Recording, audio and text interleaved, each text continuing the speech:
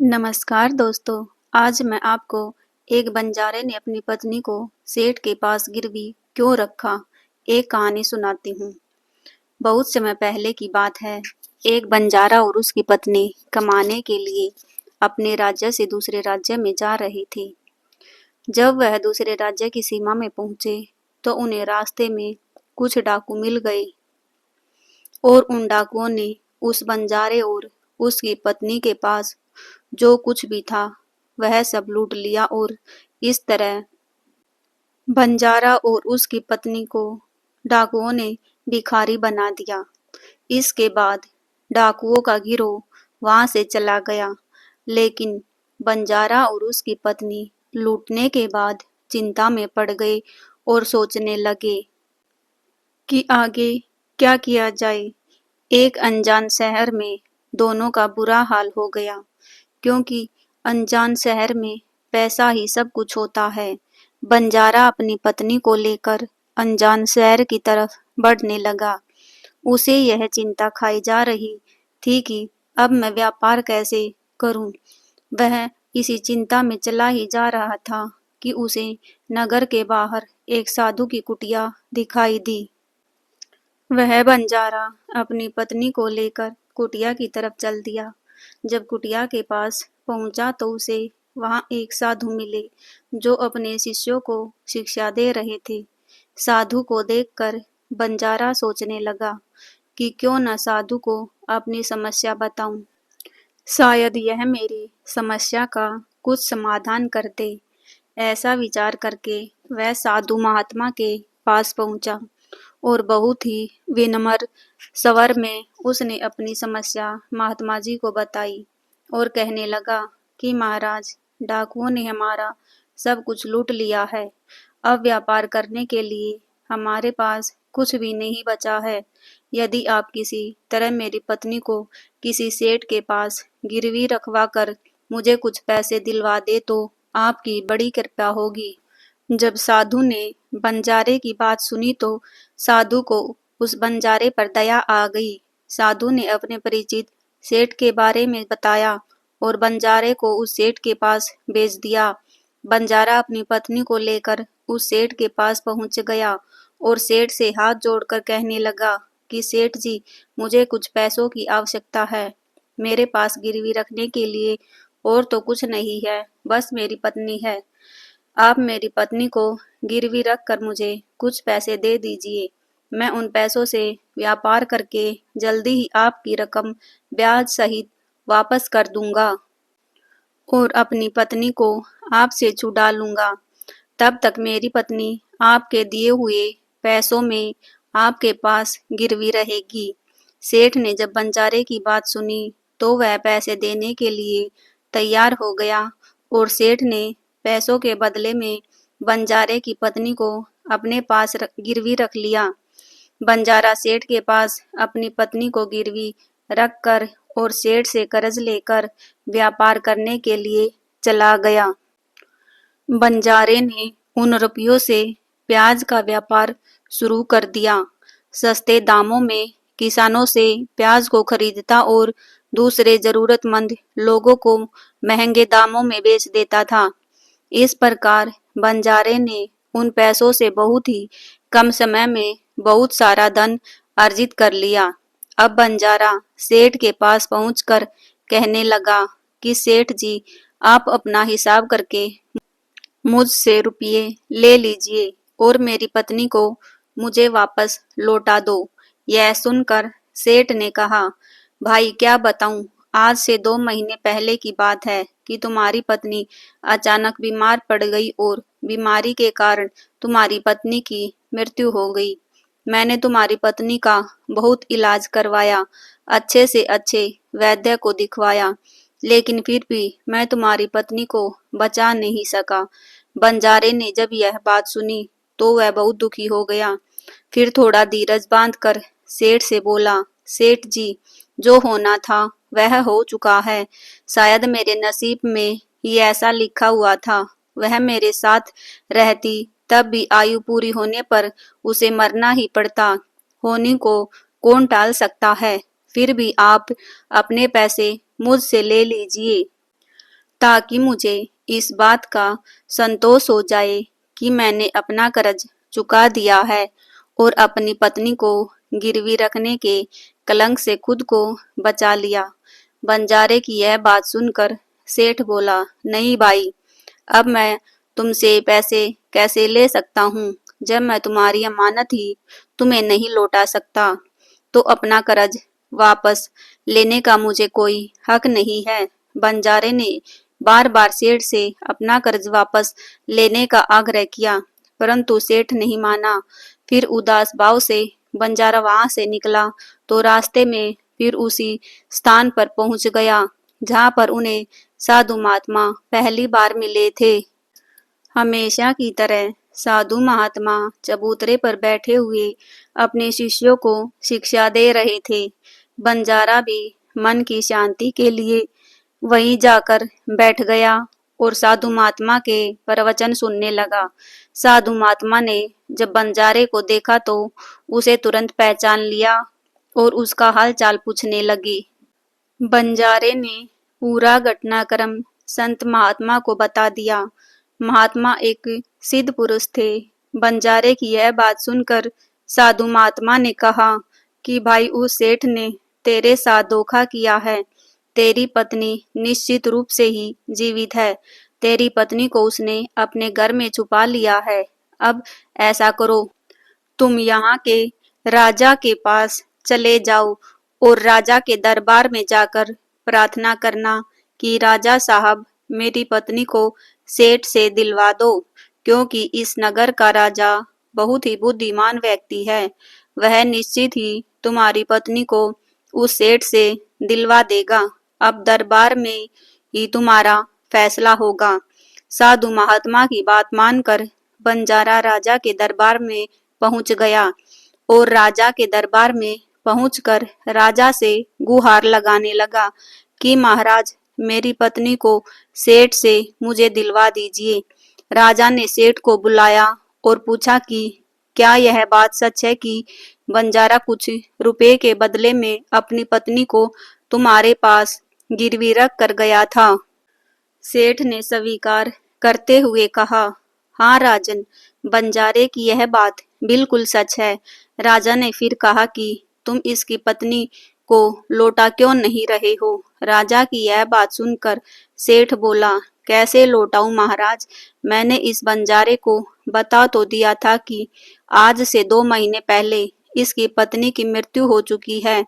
महाराज, अब मैं यमराज के पास जाकर तो इसकी पत्नी को वापस ला नहीं सकता। राजा ने पूछा, कोई गवाह है तुम्हारे पास जो इस बात की पुष्टि कर दे कि इसकी पत्नी की मृत्यु हो गई है? सेठ बोला, हाँ महाराज, इस बात की पुष्टि वह वैद्य अच्छी तरह से कर देगा जिससे इस बंजारे की पत्नी का इलाज किया था, और वह 4 व्यक्ति इस बात की गवाही दे देंगे। इसकी पत्नी को शमशान में जला कर आए थे। उस सेठ ने यह बात इतने आत्मविश्वास के साथ कही कि राजा को भी उस पर भरोसा हो गया। तब राजा ने बंजारे से कहा कि अगर तुम्हारी पत्नी जीवित होती तो हम तुम्हें अवश्य दिलवा देते। अब तो हमारी भी मजबूरी है। इस प्रकार राजा ने बंजारे को समझा बुझाकर वापस भेज दिया। बंजारा फिर से साधु महात्मा के पास पहुंच गया और जो कुछ भी दरबार में राजा और सेठ ने कहा, वह सारी बातें साधु महात्मा को बता दी। यह सब सुनकर महात्मा ने कहा कि मैंने राजा को इतना विवेकहीन नहीं समझा था। मुझे दुख है कि उसने तुम्हारे साथ न्याय नहीं किया। उस राजा ने सेठ की बातों पर यकीन कर लिया और तुम्हें समझा बुझाकर मेरे पास वापस भेज दिया। अब तुम मेरी एक बात सुनो। तुम एक बार फिर से राजा के पास जाओ और उससे कहना कि सिर्फ 2 घंटे के लिए वह अपनी राजगद्दी पर मुझे बैठने का अधिकार दे दे। तब मैं राजा को बताऊंगा कि न्याय कैसे किया जाता है और न्याय किसे कहते हैं। बंजारा एक बार फिर से राजा के दरबार में पहुंचा और जैसा उसे साधु महात्मा ने कहा था, उसने राजा से कह दिया। राजा ने बंजारे की यह बात सुनी तो यह सुनकर राजा ने बंजारे से कहा कि मुझे 2 घंटे के लिए राजगद्दी छोड़ने में कोई ऐतराज नहीं है। यदि ऐसा करने से तुम्हें न्याय मिल जाएगा तो मैं 2 घंटे के लिए अपनी राजगद्दी छोड़ दूंगा। तुम महात्मा को राज दरबार में ले आओ। राजा की यह बात सुनकर बंजारा साधु महात्मा के पास गया और साधु महात्मा को राज दरबार में ले आया। जब साधु महात्मा राज दरबार में पहुंच गए तो राजा ने अपनी राजगद्दी छोड़ दी। महात्मा के राजगद्दी पर विराजमान होते ही महात्मा के सामने सेठ को प्रस्तुत किया गया। महात्मा ने सेठ से पूछा कि 2 महीने पहले बंजारे की पत्नी मर गई, क्या तुम्हारे पास इस बात का कोई सबूत है? सेठ ने कहा, हाँ, मेरे गवाह मौजूद हैं। फिर राजा बने साधु महात्मा के आदेश पर सेठ के गवाह पेश किए गए। सबसे पहले साधु ने उस वैद्य को बुलाया जिसने बंजारे की पत्नी का इलाज किया था। साधु ने उससे पूछा, क्यों भाई, आपने ही इस बंजारे की पत्नी का इलाज किया था? वह बोला, जी हाँ, मैंने ही इस बंजारे की पत्नी का इलाज किया था। वैद्य की बात सुनकर साधु बोले, अच्छा वैद्य जी, मुझे यह बताओ कि तुम बंजारे की पत्नी का इलाज करने के लिए सेठ के घर जाते थे या फिर बंजारे की पत्नी इलाज करवाने के लिए स्वयं तुम्हारे पास आती थी? राजा बने साधु महात्मा की बात सुनकर वैद्य राजन से बोला, महाराज, सेठ जी मेरे पास स्वयं आकर दवा ले जाते थे। साधु बोला, यानी तुम विश्वास के साथ नहीं कह सकते कि वह दवा सेठ बंजारे की पत्नी के लिए ही ले जाता था या फिर किसी और के लिए? साधु की बात सुनकर वह वैद्य बोला, यह बात मैं यकीन के साथ नहीं कह सकता कि सेठ जी मुझसे किसके लिए दवाई ले जाते थे, लेकिन सेठ जी मुझसे दवाई जरूर ले जाया करते थे। वैद्य की बात सुनकर वह साधु बोला, इसका मतलब तो यही हुआ कि तुम मरीज को बिना देखे ही दवाइयाँ दे देते हो। यह तो बहुत ही गंभीर मामला है। तुम दवा के स्थान पर किसी को जहर भी तो दे सकते हो और हो सकता है कि तुम्हारे द्वारा दिए हुए जहर से ही इस बंजारे की पत्नी की मृत्यु हुई हो। साधु की यह बात सुनकर वैद्य का चेहरा डर के मारे पीला पड़ने लगा और वह भरे स्वर में बोला, नहीं हुजूर, ऐसा हरगिज नहीं हो सकता। मैं अपने किसी मरीज को दवा के बदले जहर क्यों दूंगा? और इस तरह से तो मेरी सारी प्रतिष्ठा ही दांव पर लग जाएगी। वैद्य की बात सुनकर वह साधु महात्मा बोला, अब तो तुम ऐसा ही कहोगे। मैं तुम्हें अपने कर्तव्य के प्रति लापरवाही करने के लिए और एक मरीज के जीवन से खिलवाड़ करने के अपराध में 50 कोड़े लगाने का आदेश देने जा रहा हूँ। इसके साथ ही तुम्हारा मुंह काला करके सारे नगर में भी घुमाया जाएगा। अब तुम ही सोच लो कि सच बोलोगे या फिर मैं सैनिकों को तुम्हें गिरफ्तार करने का आदेश दूं। यह सुनकर वैद्य का शरीर कांपने लगा और वह साधु के चरणों में जा गिरा और बोला, हुजूर, मुझे माफ कर दीजिए। मैं स्वीकार करता हूँ कि मैंने सेठ के बताए किसी भी मरीज का कोई इलाज नहीं किया। सेठ ने तो मुझे 1000 रुपए दिए थे और कहा था कि यदि गवाही की आवश्यकता पड़े तो ऐसा कहकर उसके पक्ष में गवाही दे दो। बस मेरा इतना ही अपराध है कि मैंने लालच में आकर इस सेठ का प्रस्ताव स्वीकार कर लिया।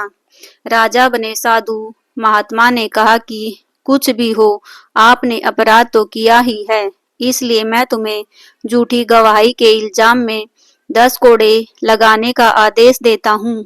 साधु महात्मा के आदेश का राजा के सैनिकों ने तुरंत ही पालन किया और सैनिकों ने तत्काल ही वैद्य को पकड़ लिया और भरे दरबार में उसे कोड़े लगाने लगे। पहला कोड़ा लगते ही वह जोर से चिल्ला पड़ा और कहने लगा, महाराज, मुझ पर रहम कीजिए, मैं मर जाऊंगा। हर कोड़े के साथ उसके गले से दर्द भरी आवाजें निकल रही थी। वैद्य के साथ ऐसा होते हुए देखकर सेठ के गवाह के तौर पर बुलाए गए उन चारों व्यक्तियों के कलेजे कांप गए। जिन्होंने बंजारे की पत्नी को शमशान ले जाकर जलाने की बात कही थी। अब बारी उन चारों गवाहों की आई। साधु महात्मा ने उनसे पूछा कि तुम लोगों का कहना है कि तुम चारों ने इस बंजारे की पत्नी का शव ले जाकर शमशान में उसे जलाकर आए थे। मुझे यह बताओ कि अंतिम संस्कार से पहले जब मृत शरीर को स्नान कराया जाता है, फिर उसे कफन में लपेटकर धरती पर रखा जाता है। स्नान के दौरान क्या तुमने उस महिला का मृत शरीर देखा था? यह सुनकर उस सेठ के चारों गवाह कहने लगे, नहीं हुजूर, उसका मृत शरीर तो हमने देखा ही नहीं। जब सेठ ने अर्थी तैयार कर ली थी, उसके बाद ही हम उसे शमशान में ले गए और उसे जला आए थे। उन चारों गवाहों की बात सुनकर साधु महात्मा बोले कि तुमने यह जानना भी उचित नहीं समझा कि अर्थी में कोई मृत मनुष्य लेटा है या कोई जीवित व्यक्ति। कहीं ऐसा तो नहीं किसी जहरीले पदार्थ से बेहोश कोई व्यक्ति उस अर्थी में लेटा हो और तुम उसे शमशान में ले जाकर जलाकर आ गए हो। या यह तो एक बहुत ही गंभीर अपराध है। तुम लोगों को तो मृत्युदंड की सजा भी दी जा सकती है। चारों गवाह वैद्य की पिटाई देखकर पहले से ही भयभीत थे। जब उन्होंने साधु महात्मा के मुख से मृत्युदंड की बात सुनी तो उन सभी के हाथ पैर बिल्कुल ही ठंडे पड़ गए।